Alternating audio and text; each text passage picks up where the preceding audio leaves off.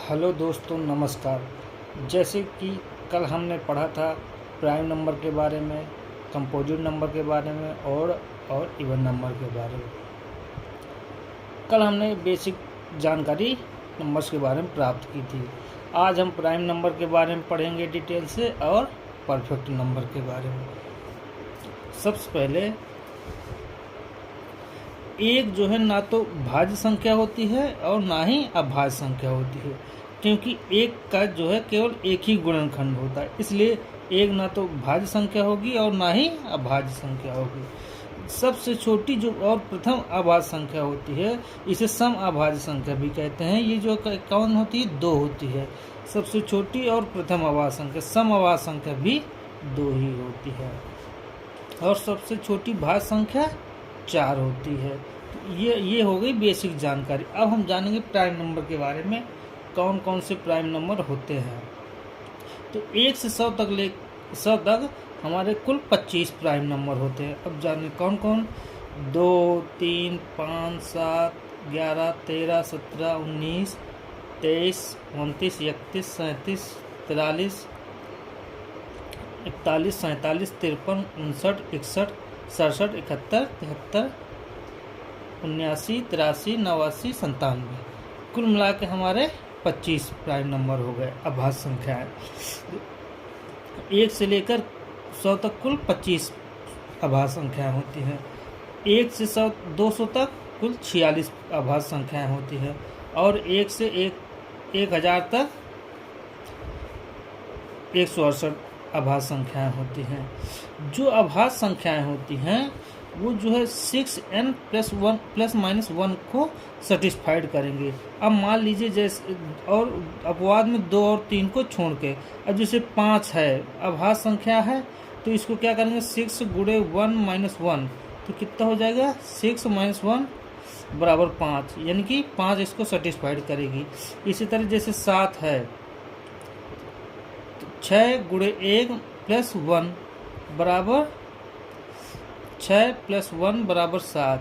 इसी तरह जो भी अभाज्य संख्या होगी वो 6n + -1 को सेटिस्फाइड करेगी। मान लीजिए अब हम लेना है 73, तो 73 की जगह क्या हो जाएगा, 6 × 12 + 1, तो 72 + 1 = 73। तो मतलब कि जो अभाज्य संख्या होगी वो 6n + -1 को फॉलो करेगी।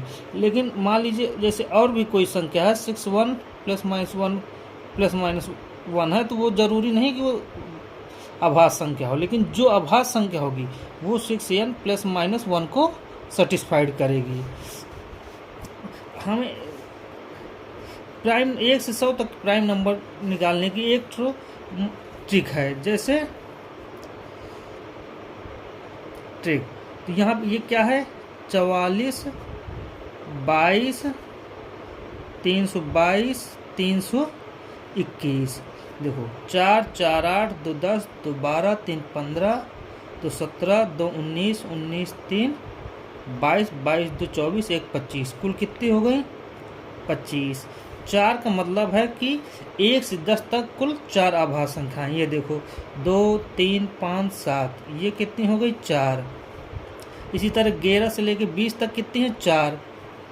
11, 13, 17, 19। इसी तरह 21 से लेकर 30 तक कितनी है, 2। कौन कौन सी, 29 और 23, 29। और फिर 30 से लेकर 40 तक कितनी है, 2। कौन कौन सी, 31 और 37। फिर इसी तरह 40 से लेकर 50 तक कितनी है, 3। 41, 43, 47। 50 से 60 तक कितनी है, 2। 53 और 62। फिर 60 से 70 तक कितनी है, 2। 61 और 67। 70 से 80 तक कितनी है, 3। 71, 73, 79।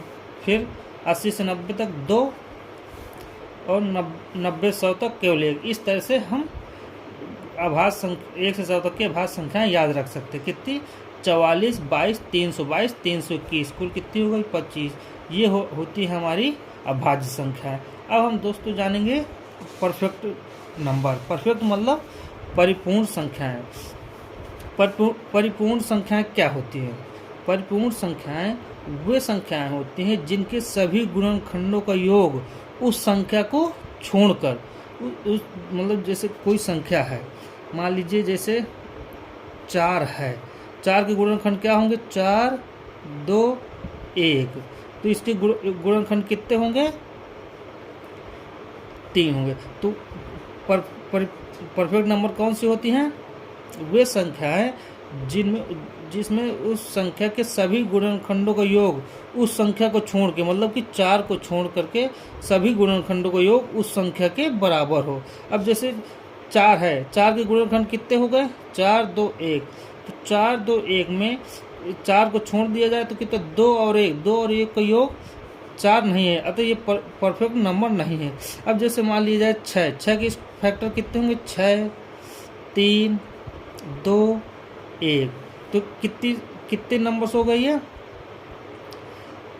6 को छोड़ दिया जाए, अब क्या फैक्टर बचे? 3, 2, 1। तो कितना करेंगे? 3 + 2 + 1 बराबर 6। अतः 6 हमारी कैसी नंबर है? Perfect number. इसी तरह अभी आगे क्या लेंगे? 28। 28 भी हमारी परफेक्ट नंबर है। जैसे करेंगे इसका 28, 14, 7, 4, 2, 1। तो अब देखो 28 को छोड़ दो, 14, 7, 21, 21, 4, 25, 2, 27, 1, 28। यानी कि 28 भी हमारी क्या है? परफेक्ट परिपूर्ण संख्या है, परिपूर्ण संख्या है। तो समझ में आ गया दोस्तों? परफेक्ट नंबर क्या होता है? वो संख्या जिसमें उसके सभी गुणनखंड का योग उस संख्या को छोड़कर उस संख्या के बराबर होता है। जैसे 6 को छोड़कर बाकी उसके जितने गुणनखंड हैं उन सब का योग 6 है, अतः ये परफेक्ट नंबर है। धन्यवाद दोस्तों।